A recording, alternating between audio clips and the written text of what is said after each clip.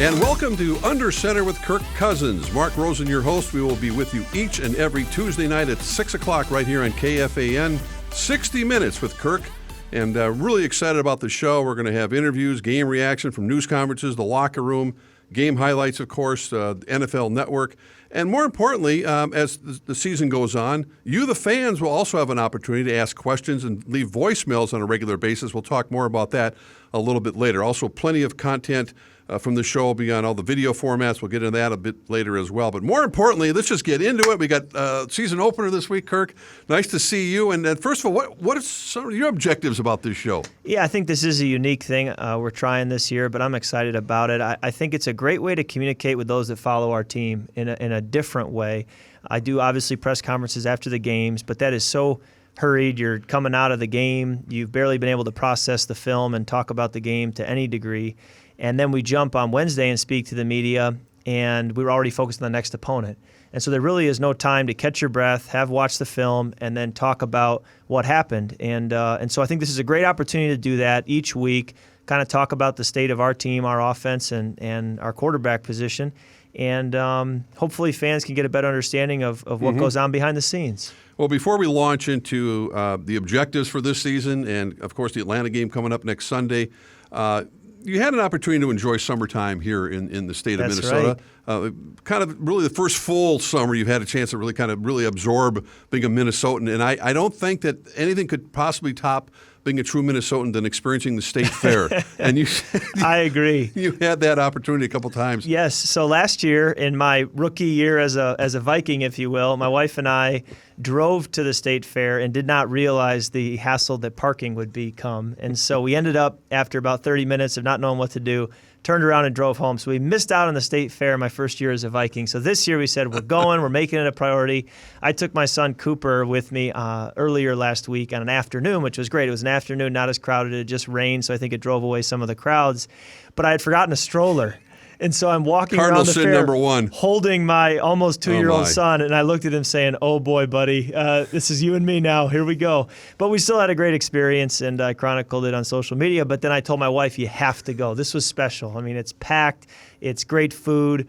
The rides, the people, it's just outstanding. And so I said, we can't go another year without you going. And so Sunday night, we went on Labor Day weekend. My goodness. And it was packed. And I had the stroller this time and my wife and my other son, and it was a little hard to get around the crowd and maneuver with a giant stroller and 2 young boys, but we made it work. We went and saw the farm animals and the horses and the cows and the sheep and the goats, and we also obviously got a lot of deep-fried food and had a blast. So it was a great time. I understand the hype. The people of Minnesota know how to put on a fair. Did you go incognito or just a baseball cap? For me, incognito is just a hat and sunglasses. And we still get spotted, which is great. It goes to show how great our fans are. But I was hoping to keep a low profile. And if someone does ask to take a picture, I try to say, hey, let's do it as discreetly as possible. I don't need the 70 people around us to suddenly be crowding us. So, well, I'm glad you had a good time. It was a blast. Yeah. Great time. Look, we all know for 3+ hours on Sunday, starting next Sunday, your performance will be judged in wins and losses. But are you basically, as we get into this week, a creature of habit from studying film to practices? Mm-hmm. Are you locked into sort of the way Kirk Cousins likes to operate his week? Yeah, I have a routine, game week to game week, and this week's a little unique because we have extra time. We didn't play as starters in the 4th preseason game, and so we've had a little bit of extra time, which Coach Zimmer has used for extra practices, extra preparation for Atlanta, but also some time to rest. And so we've had some off days mixed in with some days with bonus practices, and it has thrown off that routine a little bit because you're not sure what the schedule is. In week 2, you tend to jump into that normal in-season routine. But we just have a lot of bonus days. And as Gary Kubiak said to me at practice the other day, he said, it is a long 10-day stretch from the last preseason game until the first game of the regular season because you're ready to go. You've been ready now for a month, and yet you have to have this long 10-day, week and a half to get ready. So I'm itching, ready to go, but we got to pace ourselves. When you mentioned being at the State Fair with your family, you go home and you have a normal routine with your wife and your kids and just sort of chill a little bit and stay away from it, and you can leave the football here, or do you study and get the it's a you're balance. shaking your head a little bit on that one. It's a balance. You know, we have the tablets where we can watch film wherever we are, and so for me, I oftentimes do watch some at home, and my wife needs the help. So when I do get home, I need to jump in, but then I put my boys to bed around 7:30, and then I can probably grab another hour of tape or trying to get things done. And then I also do a lot of stuff to try to take care of my body. I think it's really important as a quarterback that you're out there every Sunday and that you're able to play and show up. And so for me, taking care of my body and making sure the hits don't add up is also something I do a lot when I'm at home. Have people come over to the house who can work on me and make sure that I'm as good as I can be for a long 16-game season. So that's really what keeps me busy when I leave the building. But sometimes I text my wife and say, hey, I'm going to be home a little later, and she knows that's part of the gig. And, you know, there is an off season. There's time to be with family and enjoy and do different things. But there's also an in season when even, you know, our own family needs to make sacrifices. Kirk, how would you compare your mindset this time of year, right now, compared to where you walked into this place at TCO a year ago? Well, the familiarity is night and day, from knowing my teammates, knowing coaches, knowing even just how to get around the town and, you know, working with staff. It's just so much easier to come to work every day and be at my best. That doesn't mean, you know, suddenly it's going to equal 3 or 4 more wins, but I sure hope it does. And I hope it means a really good year for our offense. And I would like to think that familiarity does make a difference. You mentioned Gary Kubiak's name.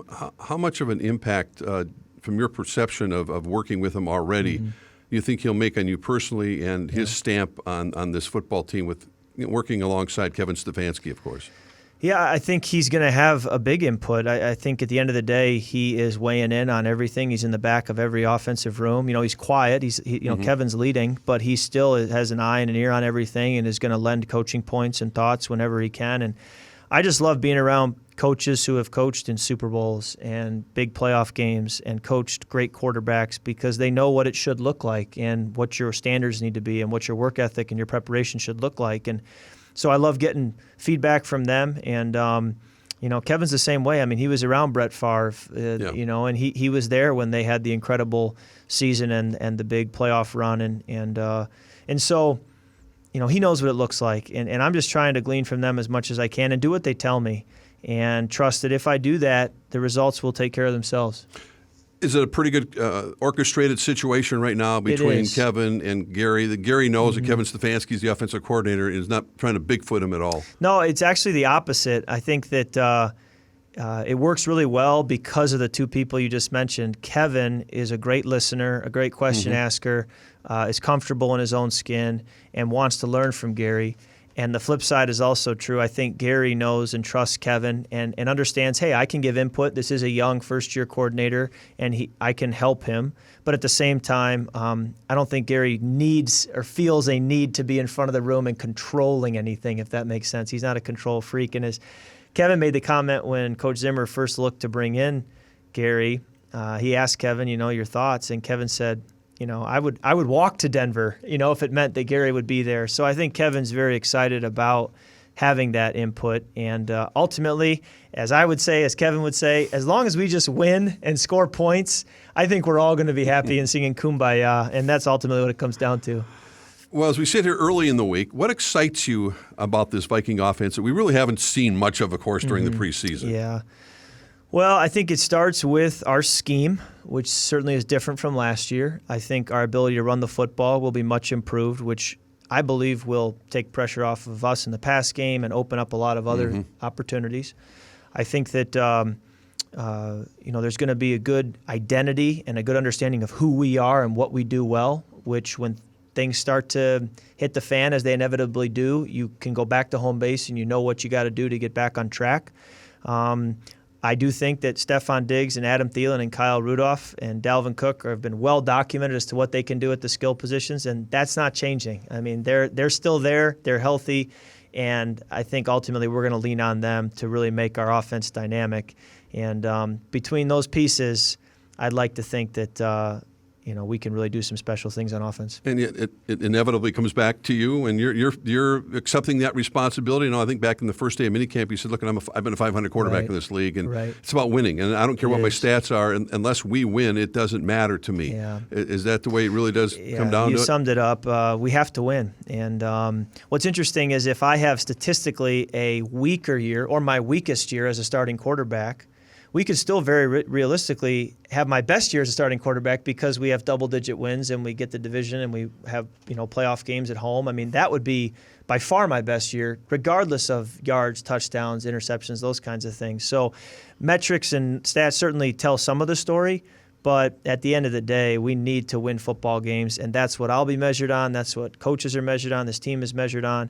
And we do that, you can throw the stats out the window. Do you feel where you are at, both age-wise and experience-wise, that no one ever figures out this league, but you're pretty comfortable where you are in your career right now, and the timing is good for Kirk Cousins to lead this football team? Well, I hope so. I do think there are a lot of pieces in place and not a lot of room for excuses, if you will. But I remember saying to Tom Brady when I was in my 4th year and we played them and they beat us up in Foxborough, and I went over and shook his hand after the game, and I just tried to quickly ask him, when did it start to click for you? When did it all come together? I understand you won a Super Bowl early in your career, but at the same time, you also have grown as a player.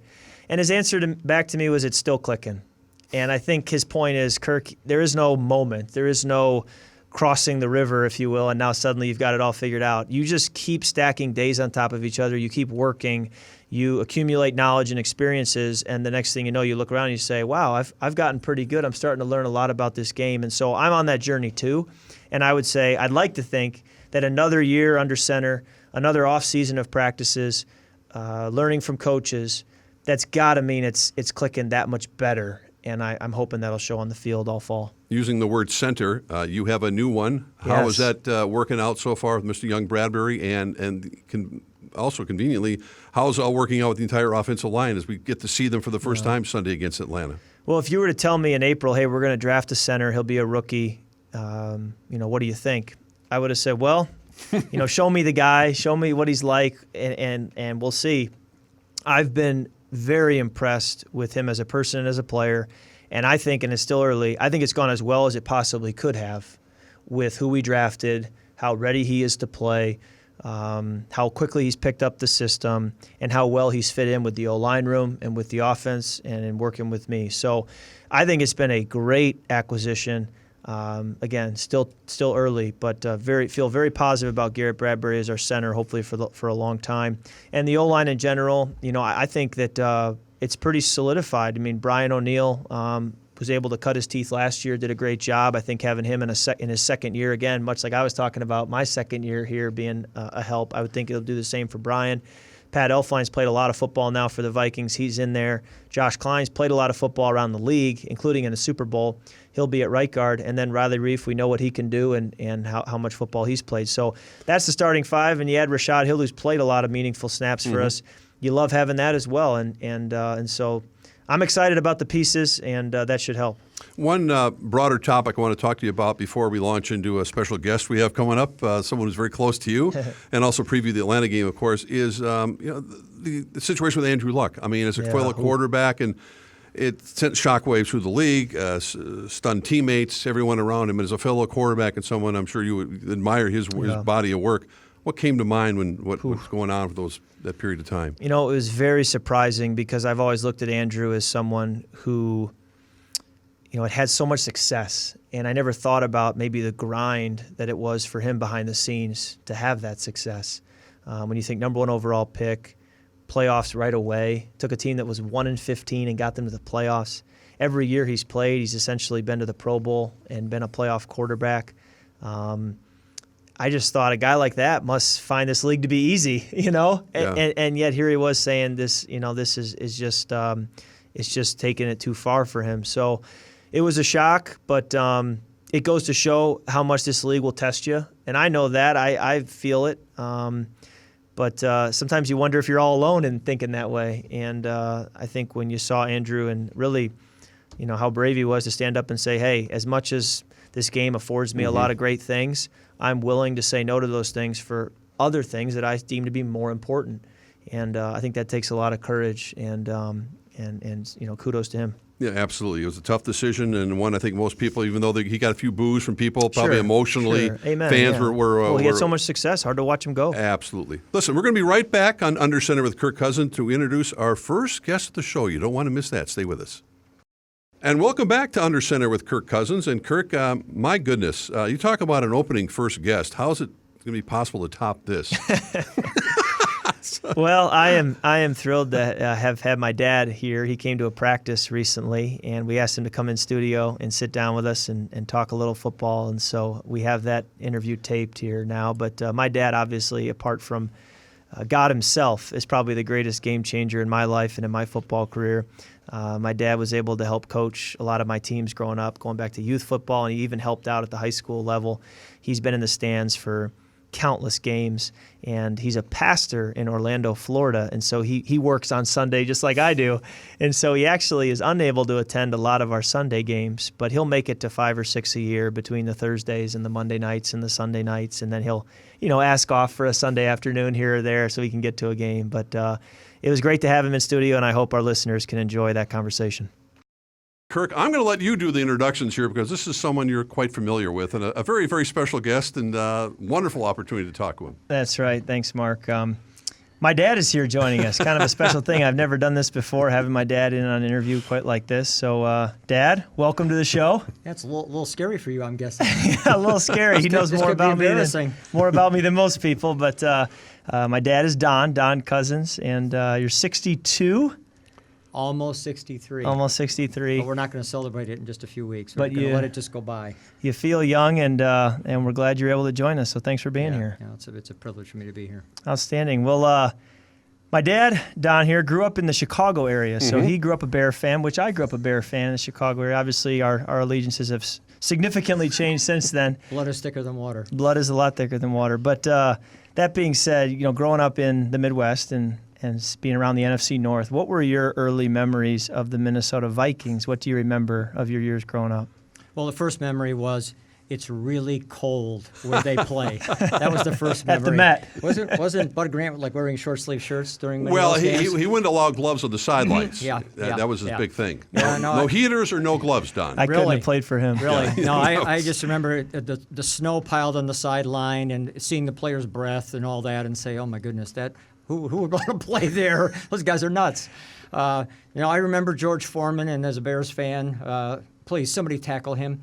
Fran Tarkington, stop running around, stand still.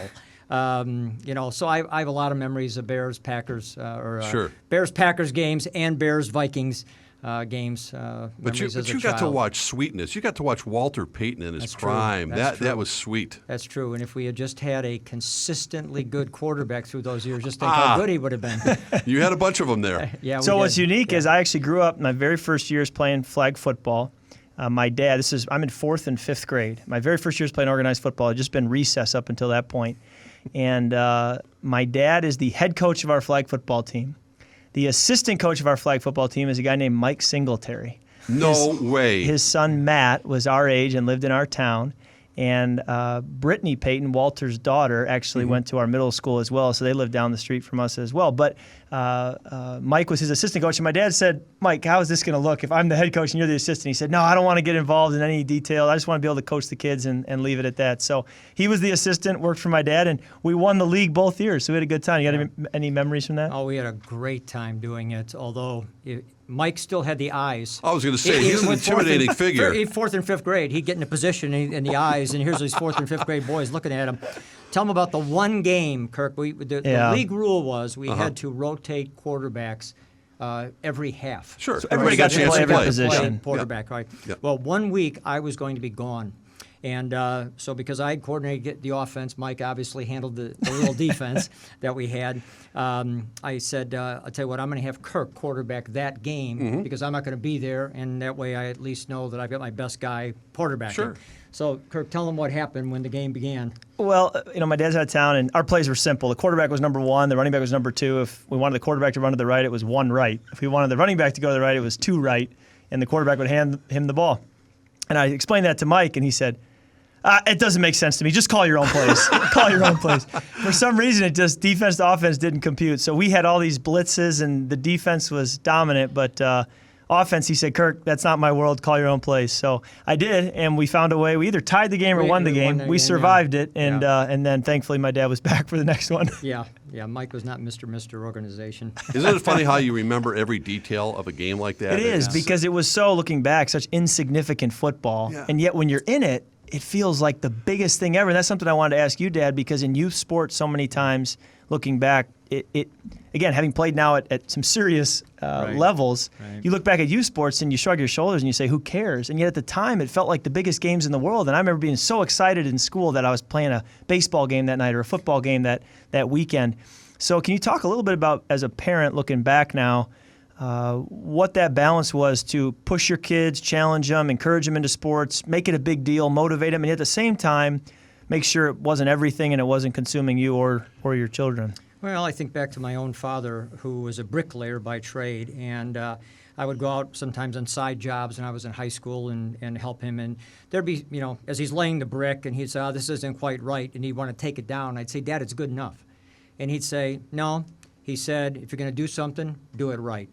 And that was a value that got built into me. And I think with youth sports, while you say it was insignificant when you were in 4th and 5th grade, when you look back today, obviously it was insignificant. But at the time, if you're going to do it, how are you going to do it? Yeah, do it with everything you got. You're going to do it with everything you got. And I think one of the reasons why, as you grow older, you build a value in your life for doing things the right way is because you're asked to do things the right way when you're in 4th grade playing flag football. Sure. And it's just one of the benefits, frankly, of the athletic field in terms of life in general. It's a character-building arena.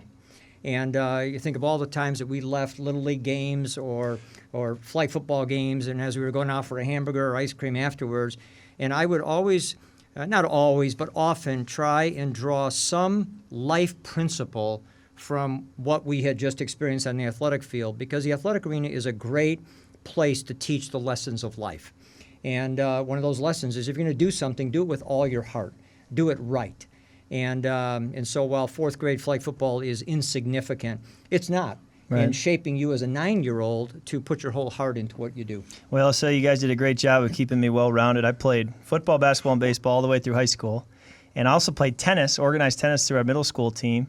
Played a little bit of golf, took some golf lessons, and so I probably played 5 sports. And looking back, I wish I'd taken more golf lessons because I'm playing a lot in the off season and struggling through it. But I appreciate the way you allow me to play a bunch of sports. Well, I was going to ask you guys that because in this day and age, both of you are seeing it. There's such a specialization feel to sports that parents sometimes, and we're listening right now, my kid's going to play in this sport, and that is all they're going to do, and we feel that this is their road to wherever it might be.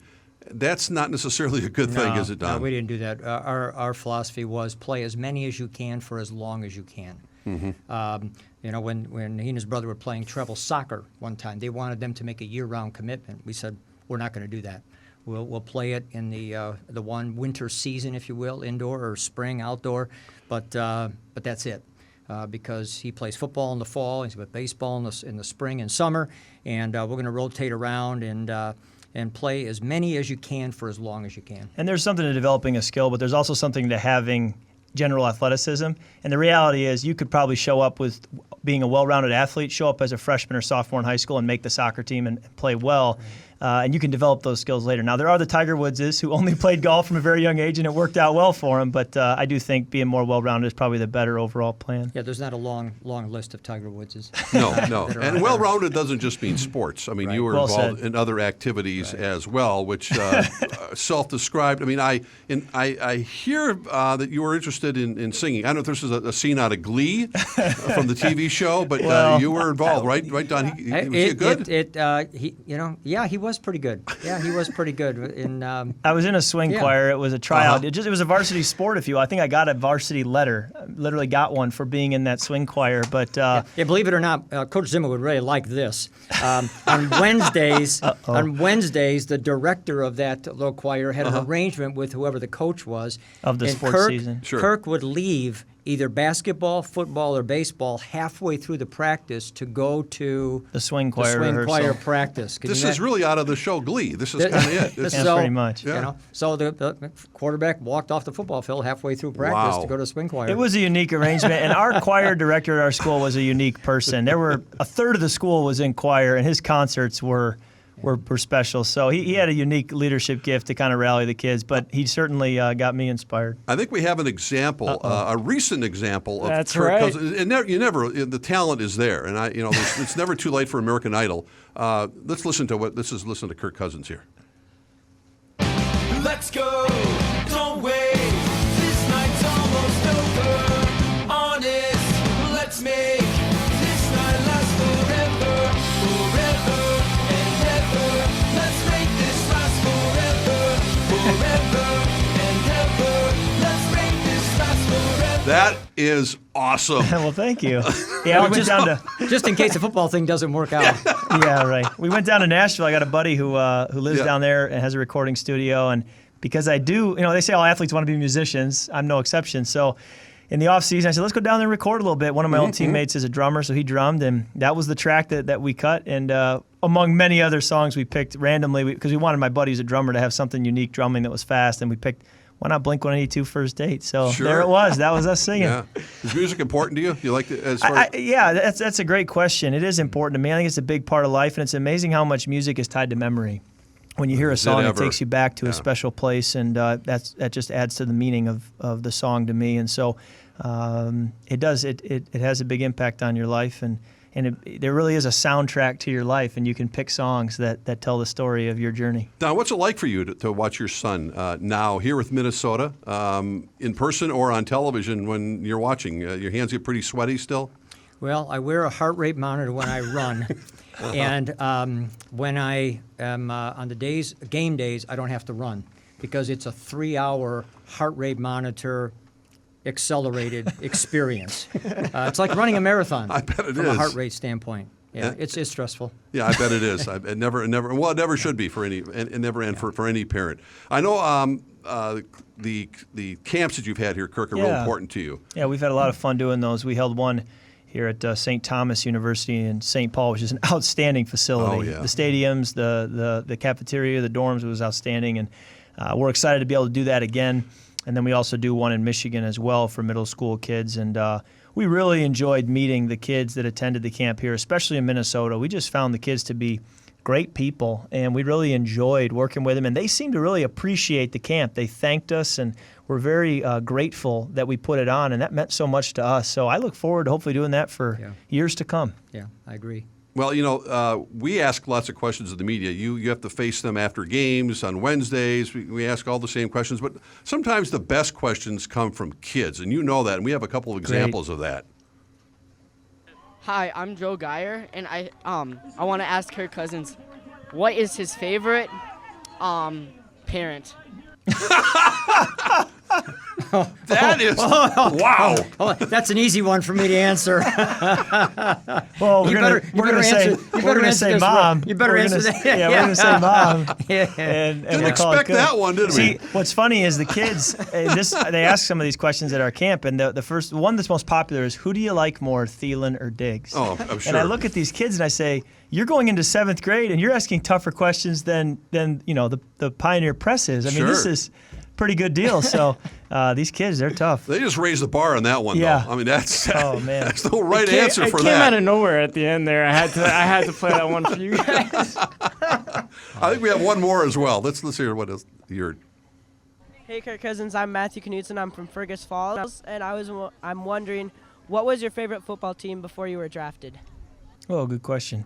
So I grew up in Chicago, so naturally I was a Bear fan. But I found when we moved to Michigan, the Bears weren't on TV that much. The Lions were on TV, and so I didn't get to watch them as often. And they went to the Super Bowl my senior year of high school. And I followed them. It wasn't the same kind of fandom as it was when I was younger. And then in college at Michigan State, I found myself, because I had teammates who went on to play in the NFL, I found myself rooting for the players less than the teams themselves. And then, as you meet the coaches from the different teams and you're going through that process of the draft, you really I had no allegiance to the Bears at that point. You just somehow just kind of gradually over time just left me. And aside from going to Soldier Field to play them and bringing back memories of going to a few games as a kid, that's about all that's left there. And so I would say the Bears if I had to pick one, but it went away. When you have to decompress after a Sunday game and with your own family, but do you reach out to your dad once in a while? Do you talk, or do you talk football, or kind of keep it away from football, or is it a combination of the two? Yeah, I think it's when I'm driving home from work many days, I got about a 11-minute commute home, so I'll call him as I'm pulling out of the parking lot here and just touch base and let him know how the day went. And that's everything from how the family's doing to how my body's feeling to how practice was and how conversations with coaches are going. And I think it's fun for him to follow. And obviously, as a dad, whether it's football or accounting, he would be there on the other end of the call to talk through it. And obviously, just such a great resource to have through so many years. And honestly, I don't think that I would be in the NFL if I didn't have those conversations with my dad through the years. Little ones, every day. I think they combine to kind of build up who you are and the way you operate, the way you work, the way you think, and all those things end up making you into the player and person that you become. And Don, as a father of a 33-year-old son, you never get tired of saying when your cell phone comes up and you see the name of your son calling you, and understanding that your role you're still dad. That's true. When it's all said and done, right? So what do you just are you a sounding board? Do you like to listen? Do you like to offer advice, or where are you at with all that? I do a lot of listening, and then I try and offer some perspective. Yeah. As I think sometimes the most important thing in life is to have an accurate perspective on whatever's happening. Sure. And there's so many voices that are coming into his world that are not necessarily accurate or fair in the perspective that they're bringing. And that doesn't mean it's always positive. Yeah. There are times when criticism or whatever is accurate, and there's a perspective that you have to have toward that as well. So I guess I try to offer perspective. It is. Family is everything for that. Well, and one thing I've learned through playing football is the importance of family. Football, it's like it took football to teach me that, because you realize when you struggle and you get booed and people are piling on, and even sometimes teammates are frustrated with you. The one thing you do have is family. They're going to be there, maybe to a fault, but they're going to be there. And so after games, after a tough stretch of a season, after a tough season, to know that my wife, my kids, my siblings, my parents are there, and their perspective of me, their love for me isn't changing. What a great comfort. And so, football taught me that, but it really is true, period. No matter what you're going through in life, if you never play football, you got your family, and that means a great deal to me. Don, how often do you get back to see the games and see your grandkids? Well, we get back to about 6 or 7, probably half the games a year. Try and make all the odd ones, if you will, Sunday night, Monday night, Thursday night, because I pastor a church in Orlando. Right, so right. Sunday mornings. Sunday morning. Do you cut your sermons short on Sunday mornings? I don't necessarily cut them short, but I do leave immediately afterwards. It's a short commute, right? Right, exactly. Well, it's a pleasure having you in here today. Thank you so It's much. great to meet you, and Kirk, I know it means the world to you to have your dad around and your family, so we thank you so much. Yep. Thank you. Yep, he was here watching practice today, so glad you're here, Dad. Thanks for coming on the show and joining us. It is always fun to be at practice and watch. And welcome back to Under Center with Kirk Cousins, Mark Rosen alongside, and here we go, Kirk. I mean, you go from barely playing together in the preseason to full throttle against Atlanta, which is a question I always had after watching so many NFL games. You can only duplicate so much in practice. All of a sudden now you've got to go at it all the time for 4 quarters with the guys you really haven't played that much with in the preseason. How difficult is that? I think that's where the nerves do show up, because you're not into week 4, 5, or 6 yet. You don't know what kind of team you have. It is still new, and yet you got to come out the gates ready to go. There's no room for error. There's no, dip your toe in the water time. I guess if there was, that was the preseason. So it's go time now, and the Falcons are coming to town, so we better be ready. You're opening at home. First impressions are always very, very important. You bottle up all that emotion, yet you have to kind of take that even keel approach over 4 quarters. I assume the adrenaline's really rushing when you run out of that tunnel with the noise in U.S. Bank Stadium on Sunday. Oh, yeah, it'll be electric. Preseason really can't match what it'll feel like for the kickoff at home, week 1. Our fans have been dying to cheer for us for 8 months, whatever it's been, and I can't wait to give them something to cheer about. How important is it to hold serve in this league? Oh, yeah. At home Absolutely. when you're playing? If you can win all your home games and bang out a couple on the road, that gets you to double-digit wins right there. So it's a simple formula, but it's one that can work.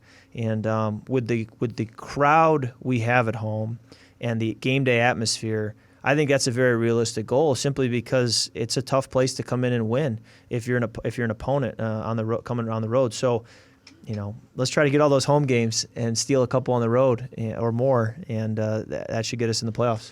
NFL fans are very acquainted with Atlanta's offense, your counterpart, Matt Ryan, and what he has for weapons, but you're not concerned about them. You're concerned about their defense. And what have you seen as you dig deep into the Atlanta Falcons defense?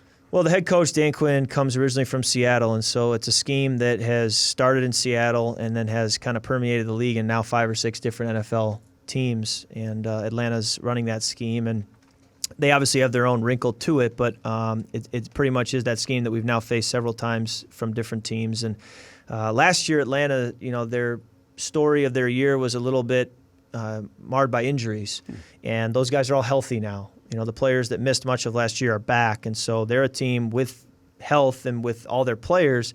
I think they expect to be a playoff team and go deep in the playoffs, and so we are the same way. And really good players all around their defense. They got a great corner in Trufant. They've got a great safety in Keanu Neal, a great 3 technique in Grady Jarrett. Deion Jones, the middle linebackers, are great players. So we got our work cut out for us, but you go down the line week to week in the NFL and you realize just about every team has big names and big-time players, and that's why we have to bring it. You always talk about a balanced attack, and we think that we hear that you're going to be under center a little bit more this year, not so much out of the shotgun, but it doesn't mean you're not going to try to run the ball more effectively, which is an area the Vikings have to improve on. Yeah, I think we feel like we can be more, or we can be harder to detect what we're going to do when I'm under center and when we're able to, use the run game effectively, and then from that have different wrinkles like play action and also bootlegs and different things. So we're excited for those wrinkles. And again, the preseason, you're not really fully unveiling your offense, although I think we still run our system. It's much dialed down, and so it's the diet version, if you will. So I'm excited to go full throttle against a really good defense, and boy, sure would feel great to walk out of US Bank next weekend with a big win. We all know about your favorite targets with Thielen and Diggs, but the Vikings also added a guy you're familiar with, Josh Doxson. Yeah. A guy who was taken the same draft as Laquan Treadwell, who didn't make the team this year. But what do you know about Josh, and what do you like about him? Well, similar to last year, Aldrick Robinson was somebody who I had played with in Washington, and Aldrick was available early in the year. And Aldrick was a great player for us, contributed quite a bit. We knew he wasn't going to somehow, become an all-pro. We still had Diggs and Thielen, but to have a third or a fourth receiver can be so valuable, and that's why we're very excited about what Chad Beebe's been able to do for us, and even what Olabisi Johnson has shown. But, you do need arguably 5 receivers to have depth, and Josh, I think just the time on task with him is very valuable, having worked with him for what was 2 full seasons, and then in addition to that, just knowing some of his skill set and what he brings to the table. There are traits there with his vertical jump and his size that did make him a first-round pick. And I'm excited to hopefully be able to put that on display this fall. And I think Josh will have an edge to him, with where his career has gone as of late. I think he'll be ready to work and ready to grind. And I think that time on task together could be very valuable for us, much like it was with Aldrick last year. How long does it take for him to get up to speed when you walk into a new situation like that? Well, it takes time, but much like with Aldrick, I was able to speak their language, his language last year, and I said, hey, this is what you would call this play, now we call it this, and hey, this is the variation, everything else is the same, but this one little wrinkle is different, so don't worry about all the other things. That you can just carbon copy from previous system you've been in, but just focus on this one change. And hopefully I can say the same to Josh this week, such that he's able to pick it up much more quickly than you would otherwise be able to, and he's a smart guy, so I think he can pick it up quick, and if he does, I expect to see him, as soon as possible. We talked about your rookie center, but you also have a target, Irv Smith Jr., who's really got quite the accolades. And again, he's a rookie. You're not going to burn up the league maybe right away, but what do you like about him? Well, I love his burn up is a good term because he has burners. He can run, and I think that's the big trait that stands out is that he can really go. And when you put him on the field, and teams don't match him with a nickel corner but keep an extra linebacker on the field, we feel we have a mismatch now in our favor with Irv on a linebacker. So I think like anybody else, there's growing room. There's things he's got to do to get to his best potential in this league. But mark my words, between Kyle Rudolph and Irv Smith and Tyler Conklin, and we feel like we can get some guys out there who can really have an impact on the game and keep us very versatile and multiple in what we do offensively. I want to remind everyone a couple things. First of all, this show, again, will be with you every Tuesday night from 6 to 7 here on KFAN. But we're going to have an opportunity for you, the fan, to ask Kirk or myself a question, probably Kirk. But you can contact us on Twitter at Kirk Cousins 8 or at KFAN Rosen using hashtag #AskKirk. Also, keep in mind you can leave Kirk a voicemail. Jot this down. Here we go, 952-918-8438. Again, 952-918-8438 to appear on next week's show or down the road. And we appreciate positive feedback. I can only imagine some of the voicemails we're going to get. Those could be funny to listen to. Yeah, they could be a lot of fun. I don't know who's going to be filtering through those, but keep it clean, kids. Exactly. That'll be my job right here. I can't wait to do that. That'll be your job. Yes. Good luck, Chris. Yeah, exactly. That's yours, Chris. What's it like game day, opening day? I mean, you hear about it's just you're in the hotel the night before. You're going through your butterflies. Yeah, I mean, you've take been the through this shuttle league. over Does the it still feel stadium. like it's your first game in a lot of ways? It's I remember when I came into the league, Rex Grossman, who had played in the Super Bowl and was a 10-year vet, said, Kirk, there's just a few games a year that have that extra energy. And he said the kickoff weekend is one of them. And he said, you settle in, you get into the second quarter and you say it's just another game. And even week 2, week 3, you settle in. But the initial excitement of week 1, and really that goes back to high school, the build-up that you've been waiting, and now it's the first time you're really going to go play for real. There's something special about it, and it's about really managing those butterflies and containing them in such a way that it helps you and doesn't hurt you. Is it? Are you aware of just how loud that place gets? Well, especially when you're on the sidelines, your defense our is out fans there. do a great job of staying quiet when I'm on the field, and so really I notice it when I'm on the bench and just sitting there and taking it in and really praying that our defense gets another stop. But I'm fully aware of how much energy they bring, and many times I look across at the other quarterback when he's out there and I think, wow, he's got to deal with a lot right now, and that's a good thing. You're preparing 100%, getting ready for Atlanta. The following week you go to Green Bay to play the Packers. They're on Thursday Night Football. Are you a fan? I'll even try to watch. I'll be watching. You do watch the game. Yeah. You watch it just trying to absorb things, or unfortunately, I've lost the ability to just watch as a fan. Even when I turn on college football, I find myself watching the protections and watching the reads, and the quarterback can't do that. He missed the read or whatever. But I'll be watching. I love watching football around the league. Especially NFL ball, especially the really good offenses, the really good quarterbacks. I think it's a fun thing to watch. And Bears Packers divisional game. You better believe I'll be tuning in. Yeah, and this is you're fine with all the pressure right on your shoulders this year. You're okay with all of it. Hey, welcome to the life as a quarterback in the NFL. I understand what's at stake. I understand when I came into this league and when I signed on the dotted line to come here, what comes with that. And as we started off by saying, you win games, everything else takes care of itself. So we go out there and win. You got nothing to worry about. Well, we appreciate it, Kirk. It's been a fun kickoff to our show. We're going to be here again every Tuesday night, 6 to 7 here on KFAN.